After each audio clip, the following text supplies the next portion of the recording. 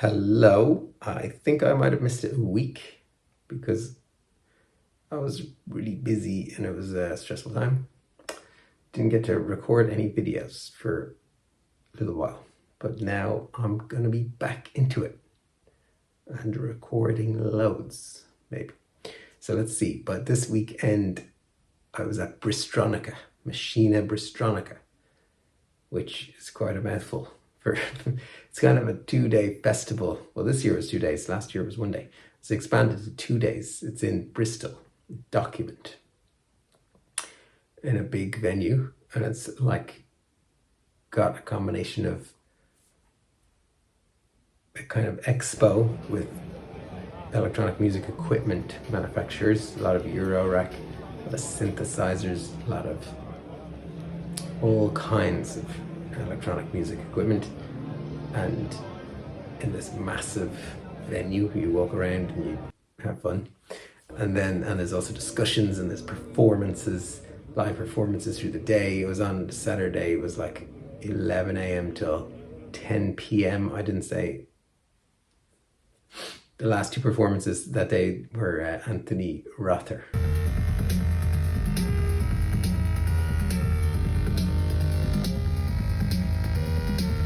And Surgeon.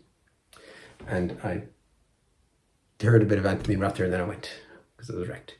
There was an after party that I didn't go to, which was a separate ticket. And there was Ed DMX and Ben Pest and London Modular Alliance were playing at that, which was also very good, I heard. And then the Sunday was like 11 a.m. till 6 p.m. or a bit later maybe. Yeah, I'm tired after. And that was, Sunday was great too. There was a talk, so I went, Saturday I went to Ben Pest.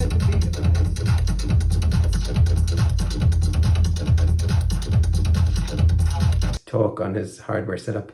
And Sunday I went to the Coke audio talk about making music and sound design for moving pictures. And what else? Oh, one of the highlights was Paddy Steer. It was unbelievable. Such a great performance. He was, I just can't even explain it. He's playing drums and it was a homemade electronics all around him and dressed up like a mouse from outer space or something. He had a vocoder thing that he was singing into. It was amazing.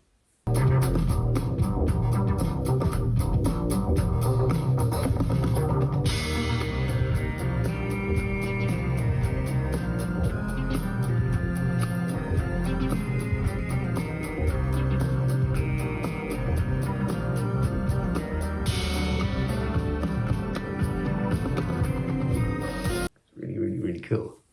One of the best things I've ever heard. That really blew my mind. It was on like when I arrived around noon or 12:30. I walked in on the Saturday and that was on, and I walked into that and I was like, oh my god, there's about like 100 people standing around watching it. And no one was dancing. I was the only person dancing.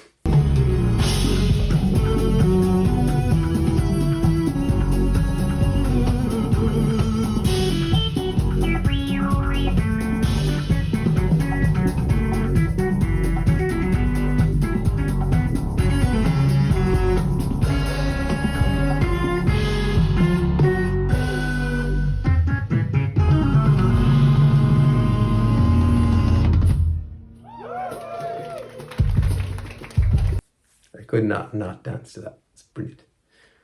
And what else? On the synth side of things, the synth that I most want to get, an Arturia Polybrute was there. I had to go with that. It was great. But also I'd never heard Melbourne Instruments before. The Melbourne Instruments Erica. No. Where did I get that from? Delia is a synthesizer, which was nice. And then a fully analog module called the Nina. That was the best thing I heard all weekend. That sounded amazing. Nina, and that's what I want to get now.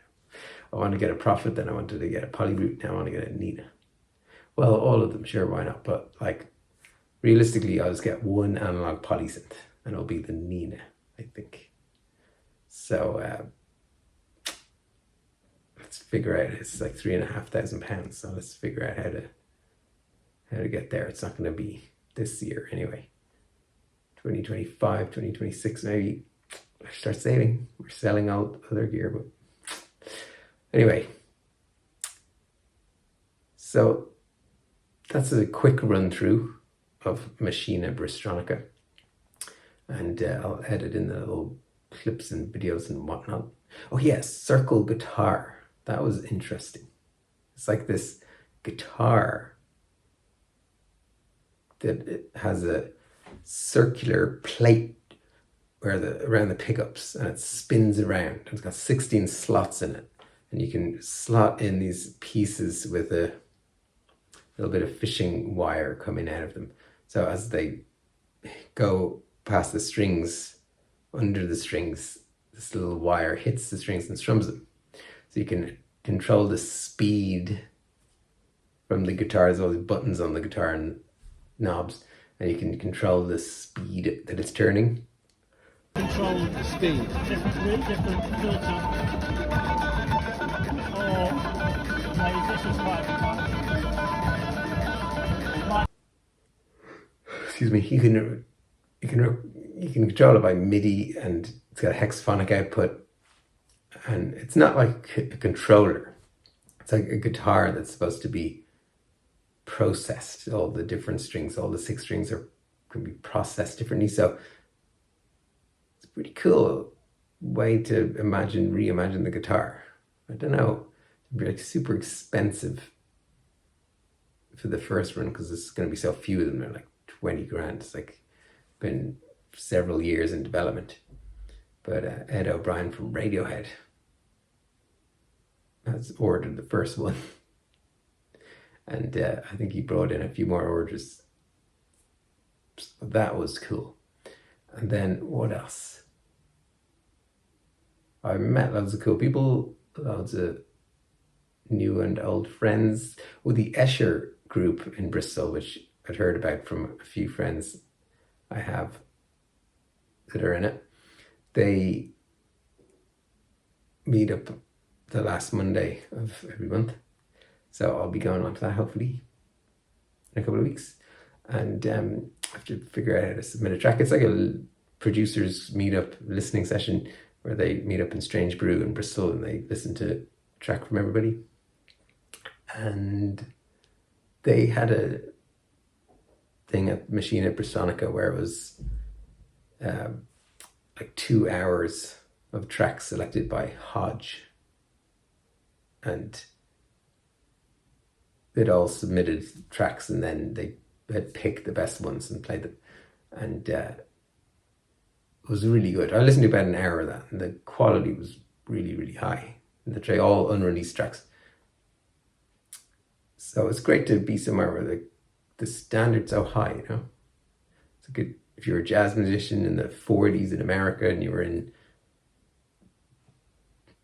anywhere except New York, you know, the epicenter of jazz. It did shift. It was in New Orleans in the earlier part of the 20th century, but then it shifted to Chicago for a while. It was there, but then it, you know, by the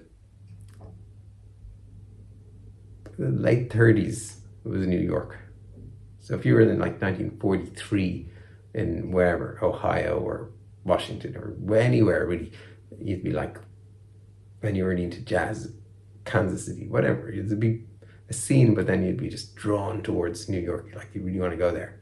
And then you go there and then, like, you know, the standard's so high, everybody's playing, you know, you'd go to Minton's and be like, holy shit, what's going on? You know, this mad bebop stuff. You'd be like, gotta go home and practice, figure out how to play that. And then you do it, and then you can get gigs and interact with the people playing that music and whatever. And so I'm not saying Bristol is the New York of electronic music. It's not like that. It's just the standard's much higher. In, you know, Berlin or London, even more so probably. I don't know, I haven't lived in those places. But it's a similar kind of thing. For me anyway, coming from where I was before, and coming to Bristol, it's like a lot higher standard in general. A lot more people making music. That's just going to instantly raise up the standard. But it's also, it's not just like loads of people making it and it's not good. So I'm excited about, upping my game. Because everybody I know goes to Escher's. It's like it ups their game to be around all these very good quality tracks. And, oh yeah, one last really cool thing happened then. On the Sunday, there was a little pub quiz thing. It was like a kind of just funny 4-section quiz. One of the sections was like, recognize the filter sweep. And they play like a note with a filter sweep and then say, what synth was that? That was hard. And one was like the drum sounds. What drum machine did it come from? And then just like electronic music, general knowledge questions, a couple of rounds. But anyway, so I just went in on a team there with a couple of my friends, my friend Sean, hey Sean, and Dave and Marion, new people, new friends I met. And so we were just one of the like 7 or 8 teams in there. You could have a maximum of 4 people. It was just like off the cuff, random, just walked in and just, okay, let's do this. And our team won the quiz, yay. And we got 13 points and we won tickets for next year's festival. Super duper, I'm super happy with that. And 2 t-shirts, lovely. So that was a good bit of fun. It's always nice to win something. But some of the questions we got wrong. How much was it 303 when it first came out in 1981? And we put like £600 or something. That was 238 pounds or something like that. Pretty cheap. But back in 1981, I don't know what the adjusted for inflation, how much would that be? It's probably like $1,000 or 2. But anyway, what else did we get wrong? I can't remember. Oh yeah, with the drum sounds, we switched the tom and the bass drum. We put DMX and 707. It was 707 and DMX. Quite similar bass drums, but oh well. So anyway, that's this, my rundown of Bristronica. If you're into electronic music, which you probably are because you watch this channel, Bristol 2025. Probably be in October again. It's organised by Elevator Sound, the shop that's in Bristol, and I think there's one in Barcelona as well, maybe. Go to it. Do not miss it. It's super good. It's really, really good. My friend Dennis, who has made a eurorack module called Clocker, he went to it last year. And yeah, everyone should go. That's it. Super stoked. Goodbye.